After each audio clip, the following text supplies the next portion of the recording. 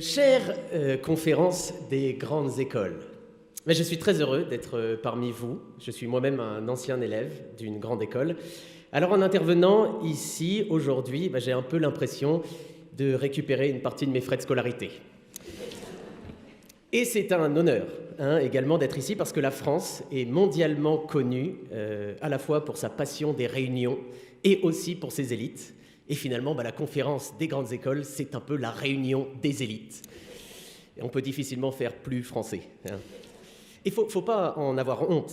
Les grandes écoles, ça fait partie des spécificités françaises. On a des grands magasins, des grands boulevards et des grandes écoles qui sont des lieux d'enseignement supérieur et de hautes études. On retrouve là vraiment l'humilité à la française. Et d'ailleurs, je voyais sur votre site internet, oui, c'est moi qui me suis connecté, si jamais vous voyez.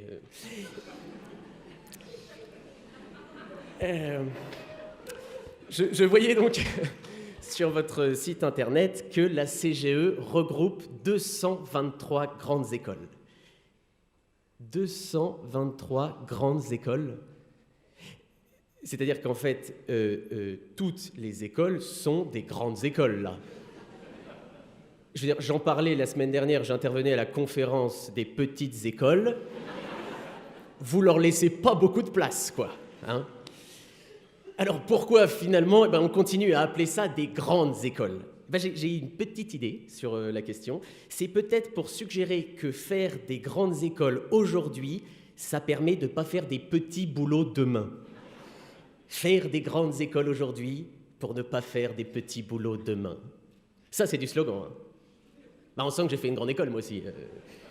Non, mais c'est vendeur comme argument. Je veux dire, c'est un peu plus vendeur que ce que j'ai trouvé sur votre site. La grande école, c'est le meilleur investissement montant de l'inscription salaire à l'embauche. Le meilleur investissement montant de l'inscription salaire à l'embauche. C'est-à-dire que pour comprendre pourquoi il faut faire une grande école, il faut déjà avoir fait une grande école.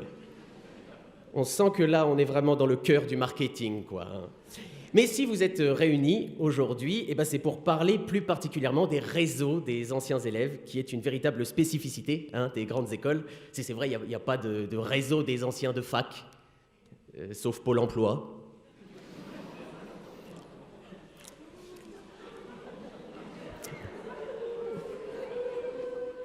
Ou chez Pôle emploi. Voilà. Et la grande question, c'est comment faire pour que les réseaux des anciens continuent d'apporter à leurs grandes écoles. Moi, je crois que ça tient pas mal, en fait, aux grandes écoles elles-mêmes. Parce que si l'unique mission d'une grande école, c'est de former des cadres qui soient suffisamment carrés pour rentrer dans des boîtes,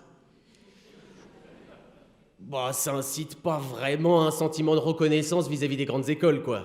Ça manque un peu d'âme, de vie. Alors je sais, vous êtes très très proche de vos étudiants. La preuve, c'est que quand vous vous réunissez, vous aussi, vous faites des colloques.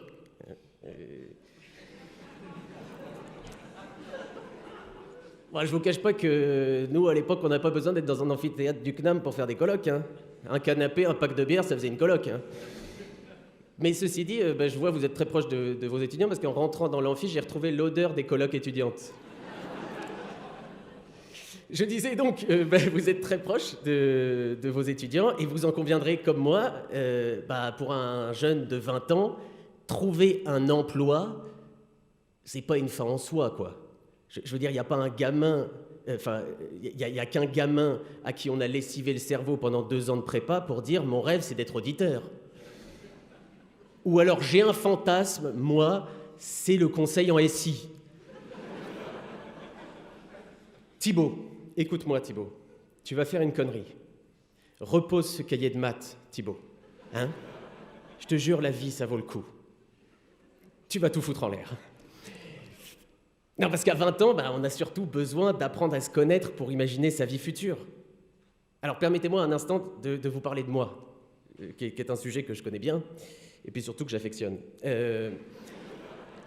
J'ai la chance aujourd'hui d'être comédien, auteur et humoriste. Et vous savez, en école de commerce, j'en ai croisé pas mal, des clowns. Mais peu en ont fait un projet de vie.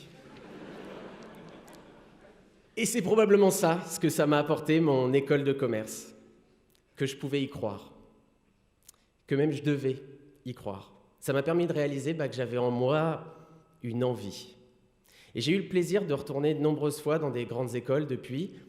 Et chaque fois, je vois chez tous ces élèves, au fond d'eux, une petite flamme qui peut s'éteindre ou qui peut s'étendre, qui peut éclairer, qui peut réchauffer et qui peut même créer une étincelle dans les yeux des autres. Alors bien sûr, être une flamme libérée, c'est pas si facile. Mais il faut pas la laisser tomber parce qu'elle est très fragile.